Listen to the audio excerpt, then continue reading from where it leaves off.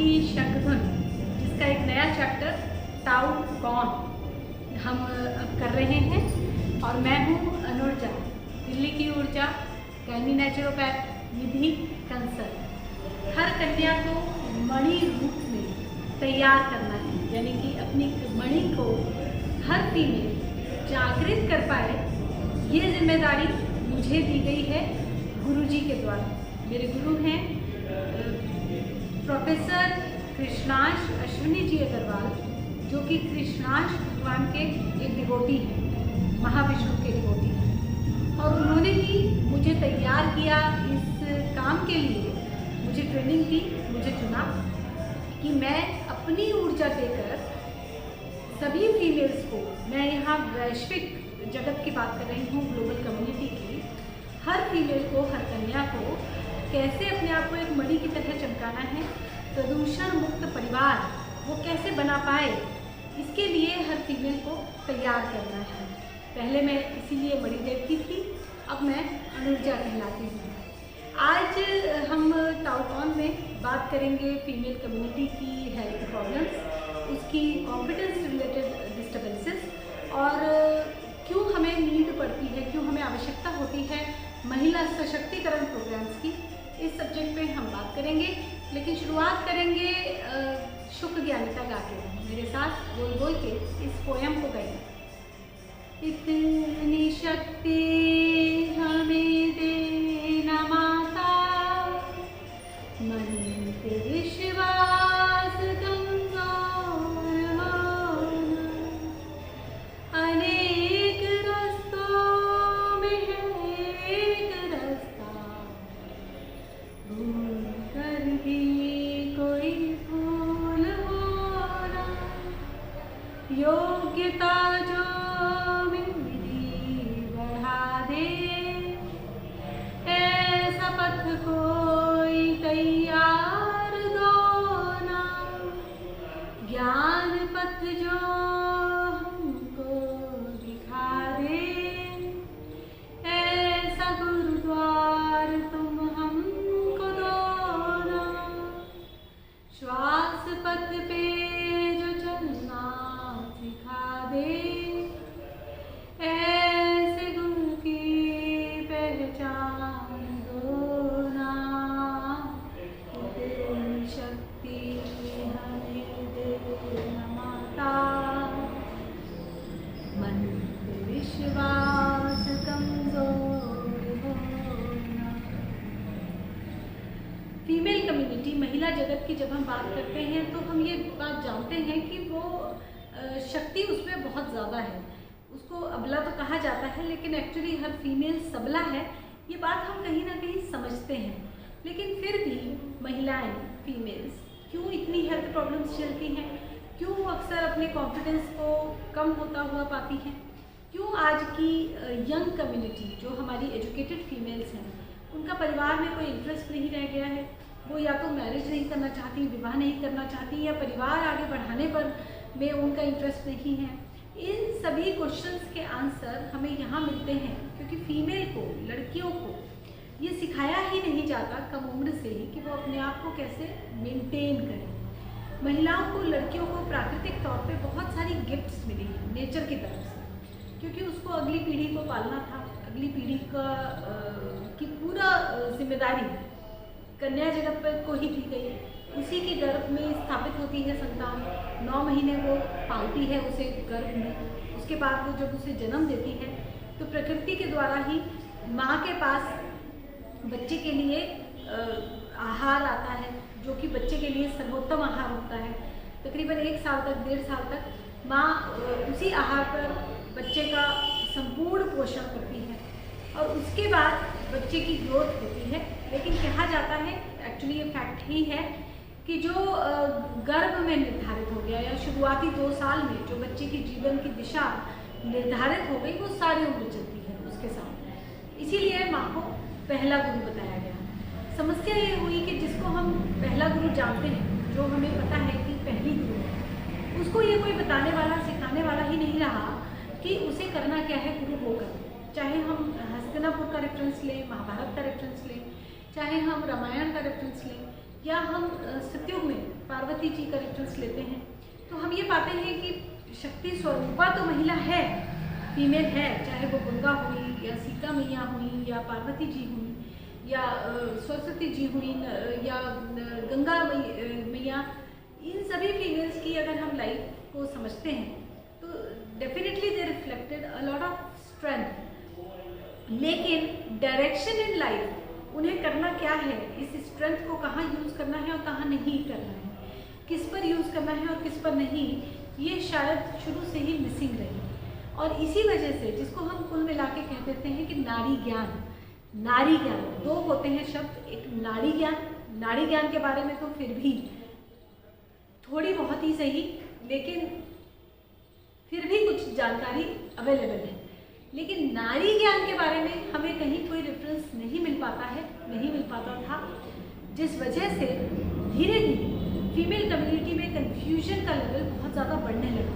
ये हमें पार्वती जी के जीवन से भी दिखता है, जिन्होंने अपने तपस्या को लेवल को इस हद तक बढ़ाया कि शंकर जी को स्वीकार करना पड़ा उन्हें अपनी पत्नी के रूप में।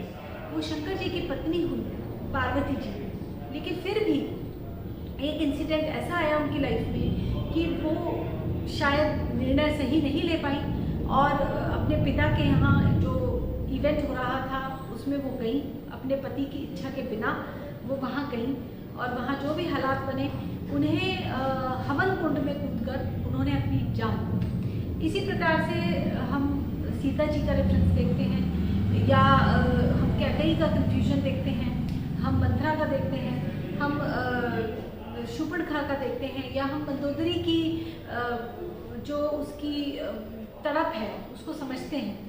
तो हम ये पाते हैं कि फीमेल ऑलवेज मिस्ड आउट कि उसको करना क्या है अपनी स्ट्रेंथ का, वो अपनी स्ट्रेंथ को किस तरह से यूज़ करे। कैकेयी हो या सीता जी हो, चाहे मंदोदरी हो, चाहे पार्वती जी हो, उन सभी ने अपने पति को किसी पर्टिकुलर बात के लिए कन्विंस करने की कोशिश की कि मेरा ये पॉइंट ठीक है और आप इसे माने। जैसे पार्वती जी ने कहा कि हमारा वहाँ जाना ज़रूरी है और उचित भी है। शंकर जी ने कहा कि हमें बुलाया नहीं गया है, हम इनवाइटेड नहीं हैं, तो पिता के घर बिना बुलाए नहीं जाना है विवाहित कन्या को, यही उचित रहेगा। इसी तरह से राम जी ने कहा सीता जी से कि आपका वन में जाना ठीक नहीं रहेगा, आप यहाँ परिवार में रहें और यहीं पर रहकर अपना 14 वर्ष का समय गुजारें, वन आपके लिए ठीक जगह नहीं है।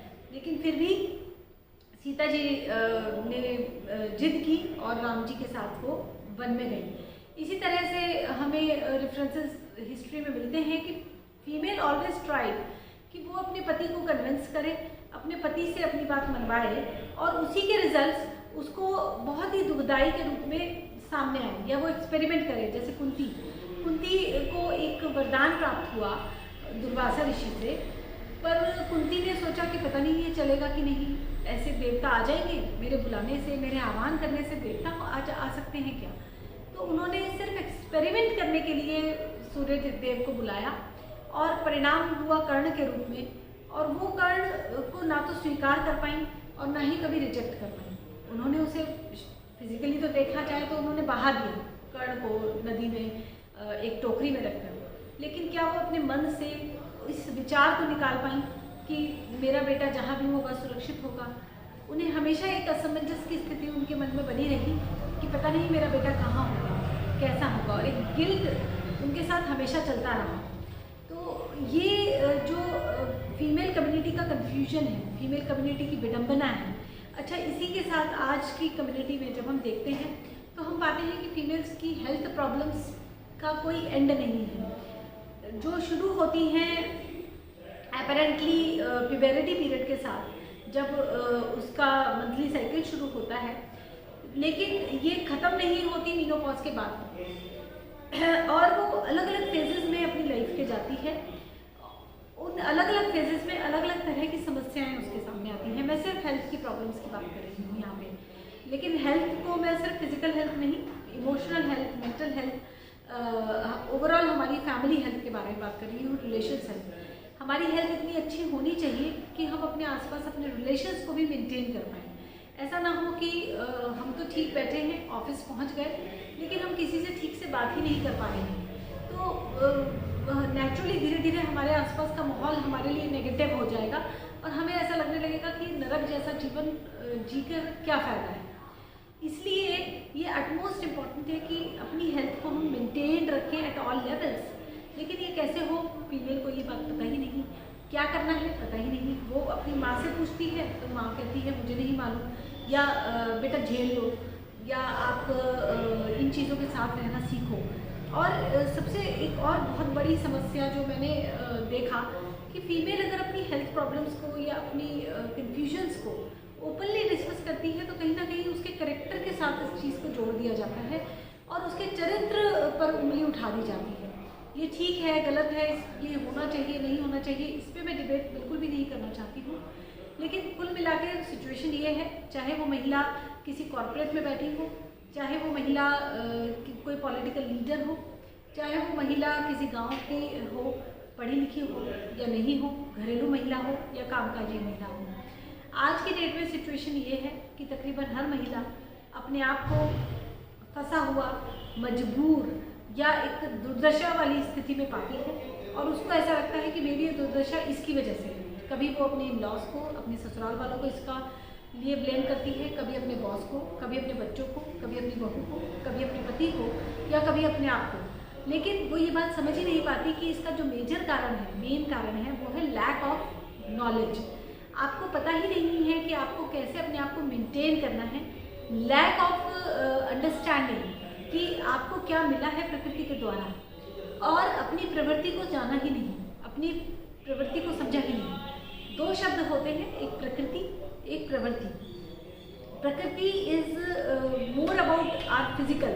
जैसे हम आयुर्वेद की बात करते हैं तो वहाँ प्रकृति को देखते हैं, जो आयुर्वेद एक्सपर्ट्स हैं या कई पैथीज में प्रकृति को देखा जाता है, जिसमें आपका कफ, वात या पित्त में से एक प्रकृति आपकी है और उसी के अनुसार आपको अपनी आहार विहार रखना चाहिए जिससे कि आप स्वस्थ रह सकें। और अगर आपका एक डिस्टर्ब होता है, मान लीजिए आपकी कफ प्रकृति है और कफ प्रकृति अगर आपकी डिस्टर्ब होती है तो आपको वात से भी रिलेटेड रोग हो सकते हैं और पित्त से रिलेटेड रोग भी हो सकते हैं। इसलिए अपनी मूलभूत प्रकृति को जानना और समझना और उसको मेंटेन रखना ज़रूरी है, ऐसा आयुर्वेद हमें बताता है।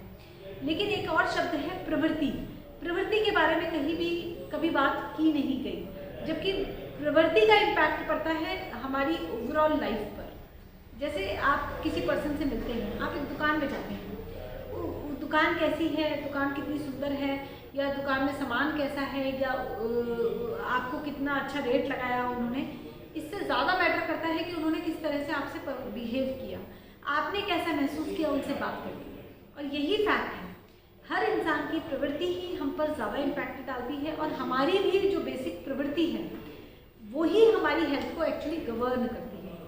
तो अपनी प्रवृत्ति को समझा ही नहीं, हमारे पास ऐसी कोई टेक्नोलॉजी, ऐसा कोई तरीका या तो था नहीं, या हमने कभी जाना नहीं, या हमें सिखाया नहीं गया, हमारे एजुकेशन सिस्टम का ये कभी हिस्सा ही नहीं रहा। हमारी पढ़ाई लिखाई में हमें देश दुनिया के बारे में बताया जाता है या कुछ हद तक बैलेंस डाइट या बेसिक हाइजीन के बारे में बताया जाता है, लेकिन प्रवृत्ति को जानना, अपनी मूलभूत प्रवृत्ति के अनुसार ही अपना करियर रखना, अपना रिलेशंस को मेंटेन करना, ये हमने कभी समझा ही नहीं। हम सब की प्रवृत्ति अलग अलग है। जैसे वात, पित्त और कफ, ये तीन प्रकृति होती हैं, तीन तरह की प्रकृति होती हैं, 3 टाइप्स ऑफ प्रकृति। इसी तरह से 3 टाइप्स ऑफ प्रवृत्ति भी होती हैं, सत्व, रज और तम। इसके बारे में थोड़ा सा उल्लेख हमें गीता में मिलता है कि सद्गुण, रजगुण और तमगुण, ये तीनों ही तरह के गुण सभी प्राणियों में होते हैं, लेकिन कोई एक गवर्न कर रहा होता है। और कुंडली जो लोग देखते हैं, जो एस्ट्रोलॉजर्स हैं, वो कई बार आपका बता भी देते थे कि आपका रजोगुण प्रधान है या आपका तमोगुण प्रधान है या आपका सद्गुण प्रधान है। और हमें ये बताया जाता है, अगर हम भारतीय संस्कृति को थोड़ा सा भी समझते हैं, कि अपने सद्गुण को बढ़ाना है, तमगुण को कम करना है, रजोगुण को थोड़ा बैलेंसिंग में रखिए, तभी आप एक अच्छी जीवन जी सकते हैं। इसीलिए कहा जाता है कि तामसिक आहार, जैसे कि बहुत ज़्यादा मिर्च, मसाले या प्याज लहसुन का खाना या मीट मदिरा का आप सेवन ना करें, क्योंकि जैसा होगा वो अन्न वैसा ही बनने लगेगा आपका मन, ऐसा भी कहा गया। और ये भी बताया गया कि सद्गुणों का विकास करें, आप दूसरों की सेवा करें, अच्छे विचार मन में रखें। इस तरह की बहुत सी काउंसलिंग सेशन, सत्संग या अच्छी बुक्स हमें मार्केट में मिलती हैं। ख़ासतौर से अगर हम भारत की संस्कृति को देखते हैं तो इस मामले में हम बहुत रिच हैं, बहुत ही ज़्यादा समृद्ध हैं हम इस विषय पे, क्योंकि इस विषय को बहुत ज़्यादा समझा गया, लिखा गया, इसके ऊपर बताया गया, बात होती है। आज भी हम संस्कारों को अहमियत देते हैं। आज भी ऐसे परिवार हैं जो कि बच्चों को संस्कारित करने पर ध्यान देते हैं गर्भ से। गर्भ संस्कार एक बहुत ही मुख्य विषय रहा है भारतीय विचारधारा का, जिसमें अभिमन्यु का एग्जाम्पल के साथ इस बात को बताया जाता रहा है कि बच्चा गर्भ से ही सीखना शुरू कर देता है। इसलिए जब माँ गर्भवती है तो इस बात का ख्याल रखना बेहद ज़रूरी है माता पिता के लिए, दोनों के लिए, कि वो किस तरह के विचार अपने मन में रखते हैं, किस तरह की बातचीत करते हैं। तो बच्चा क्या सुन रहा है या बच्चे माँ के विचारों के द्वारा क्या ग्रहण कर रहा है, ये उसके साथ सारी उम्र चलने वाला है। तो इसलिए केयरफुल रहें। और गर्भ संस्कार नाम का एक पूरा विषय है, पूरा प्रकल्प है आयुर्वेद में, जिसमें इसी पर ध्यान दिया जाता है कि गर्भ के समय गर्भस्थ शिशु का संपूर्ण विकास किस तरह किया जा सके। लेकिन जब तक हम भ्रूण की, जो अभी तक जिसका जन्म नहीं हुआ है उसे हम भ्रूण ही कहेंगे, ऐसे शिशु हम नहीं कह सकते। भ्रूण का जब तक हम प्रवृत्ति को नहीं समझते तब तक हम उसके विकास की कैसे बात करेंगे। मूलभूत प्रकृति और मूलभूत प्रवृत्ति सबकी अलग अलग है। जेंडर कॉन्ट्रडिक्शन जिसे हम कहते हैं, ये जन्म के समय जब बच्चे का डिलीवरी होती है, बच्चा जन्म लेता है, उस समय निर्धारित हो जाता है। आप शारीरिक रूप से पुरुष या स्त्री हो सकते हैं। अगर न्यूट्रल जेंडर भी किसी का जन्म होता है तो वो एक्चुअली एक तरह का डिफॉर्मेशन है, तो इसलिए हम उसको गिनेंगे नहीं। या तो मेल या फीमेल, दो ही तरह की जन्म, ह्यूमन जन्म पॉसिबल है। आप या तो पुरुष के रूप में जन्मे हैं या आप स्त्री के रूप में जन्मे हैं, या किसी किसी स्थिति में डिफॉर्मेशन किसी तरह का रह जाता है, जिसको हम थर्ड जेंडर कहते हैं। लेकिन मानसिक रूप से भी आपका एक जेंडर होता है, हर किसी का एक जेंडर होता है, जो कि हमारी प्रवृत्ति को रिफ्लेक्ट करता है या हमारी प्रवृत्ति को गवर्न करता है, हमारा जेंडर कॉन्ट्रडिक्शन।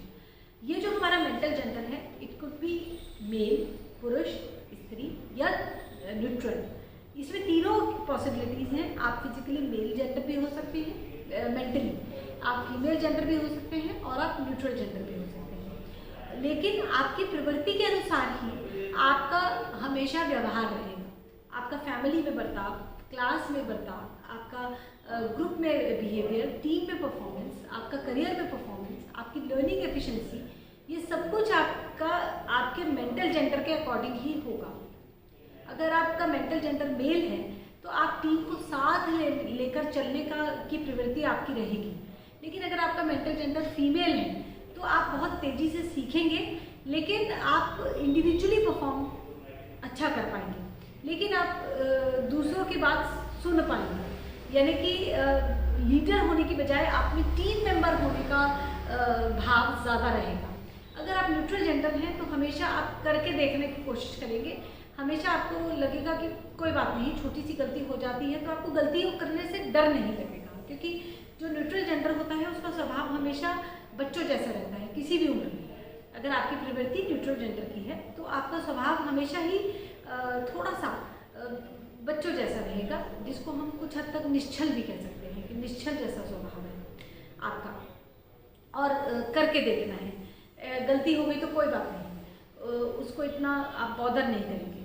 लेकिन अगर आप मेल जेंडर हैं मेंटली, तो आपका एटीट्यूड हमेशा थोड़ा सा स्ट्रिक्ट रहेगा। आप थोड़ा सा हमेशा कोशिश करेंगे कि नियमों का पालन किया जाए, आप डिसिप्लिन को प्रेफरेंस देंगे और ऐसे ही लोगों को पसंद करेंगे जो डिसिप्लिन को इम्पोर्टेंस देते हैं। लेकिन अगर आपका मेंटल जेंडर माता है, फीमेल है, एक फीमेल के जैसा है, तो आपकी प्रवृत्ति थोड़ी सी लीनियंसी की तरफ रहेगी। चलिए कोई बात नहीं, हो जाता है, माफ़ कर दो, इस तरह का एटीट्यूड आपका रहेगा। और आप सीखने के लिए हमेशा अपने आप को तत्पर पाएंगे और सीखेंगे भी जरूर। तो ये जो हमारा मेंटल जेंडर है, ये हमारे लाइफ के हर एक एस्पेक्ट गवर्न करता है और हमारी हेल्थ पे भी इसका बहुत ज़्यादा असर होता है, बहुत ही ज़्यादा। खासतौर से फीमेल की जो रिप्रोडक्शन सिस्टम है उस पर बहुत ज़्यादा इम्पैक्ट इस मेंटल जेंडर का होता है। लेकिन हमें इसके बारे में पता ही नहीं। तो हम उसको मेंटेन कैसे करेंगे, हम उसको संभालें कैसे? और इसी वजह से आज की डेट में फीमेल कम्युनिटी, लड़कियों की सिचुएशन एक्चुअली बहुत ही ज़्यादा पैथेटिक, जिसको हम दयनीय कहेंगे। हमारी पढ़ी लिखी लड़कियाँ हैं जो MBA कर चुकी हैं, जो इंजीनियर्स हैं, जो डॉक्टर्स हैं, जो प्रिविलेज्ड कम्युनिटी से आती हैं, जो अच्छे संभ्रांत परिवारों से आती हैं, उन्हें भी नहीं पता कि अब उन्हें जीवन में आगे करना क्या है। वो शादी करें तो करें क्या, क्यों करें, करें ना करें तो क्या करें, संतान पैदा करें क्या, पर करें तो उसे कैसे पालें, या ना करें तो फिर करें क्या जीवन में। They are so much confused, they are so much misguided and distracted कि जो उनके पेरेंट्स हैं वो तो साफ कह देते हैं कि बच्चे हमारी सुनते नहीं, हम क्या करें, माहौल ही ऐसा है। वो बच्चे साफ कहते हैं कि हमारे पेरेंट्स हमें समझते ही नहीं, और उन्होंने सारी उम्र सफरिंग में काटी है। उन्होंने अपनी माताओं को बीमार देखा है, उन्होंने अपनी माताओं को डिप्रेशन में देखा है, उन्होंने अपनी माँ को हमेशा तनाव में देखा है, पिता के साथ उन्होंने हमेशा एक डिस्टर्ब्ड रिलेशन में देखा है अपनी माँ को। तो नेचुरली वो अपनी माँ को फॉलो नहीं करना चाहते, और किसको फॉलो करना है ये बात उन्हें समझ नहीं आती। मीडिया उनके सामने जो सो कॉल्ड आदर्श रखता है वो सिर्फ उन्हें डिस्ट्रैक्ट करने वाले होते हैं। इसलिए अगली पीढ़ी को अगर आप संभालना चाहते हैं, अगर आप अगली पीढ़ी को अब हर तरह के पॉल्यूशन से बचाना चाहते हैं, और अगर आप चाहते हैं कि आपकी अगली पीढ़ी परिवार बनाए और पोल्यूशन फ्री फैमिली बनाए और उसमें इंटरेस्ट ले, तो फिर आपके पास कोई और चारा नहीं है। आपको जेंडर कॉन्ट्रडिक्शन को समझना ही होगा, आपको डिजिटल टेक्नोलॉजीज़ को समझना होगा, नारी ज्ञान को समझना होगा, आपको 5C नेचुरोपैथी को अडॉप्ट करना होगा। आपके पास इसके अलावा कोई और ऑप्शन नहीं है। मैं खुद इस सिस्टम को फॉलो कर रही हूँ पिछले 10 सालों से, और मैंने पहले इसे अपने लिए यूज़ किया, मुझे इसके एक्सट्रीम बेनिफिट्स दिखे, मैंने अपने बच्चों के लिए यूज़ किया, मुझे अनइमेजिनेबल बेनिफिट्स इसके मिले। उसके बाद मैंने इसको सोसाइटी में बताना शुरू किया। आज मैं आरोग्य भारती हरियाणा की महिला प्रमुख हूँ और कृष्णीष्ट मंदिर संभालती ही हूँ, और इसके अलावा मैं सोसाइटी में इसी सब्जेक्ट पे बात कर रही हूँ, काम कर रही हूँ। और ये ज़रूर मैं कहूँगी कि इस जिम्मेदारी को ज़रूर निभाएं, चाहे आपकी उम्र 80 वर्ष है, चाहे आपकी उम्र 20 वर्ष है। सोसाइटी को, समाज को अगर आप कुछ देना चाहते हैं तो महिलाओं को एक अच्छा जीवन कैसे मिलेगा, इस पर काम करें 5C नेचुरोपैथी के उपयोग से। आज के लिए इतना ही। जय हिंद, जय भारत। दसांग सुगंध गा के आज का ये सेशन एंड करेंगे। दिन भर तो था सूरज का डेरा, चांदनी लाएगी अब अंधेरा, पूर्णिमा को तो था सबने घेरा, अमावस ने देखा कृष्ण मेरा, कृष्णाशा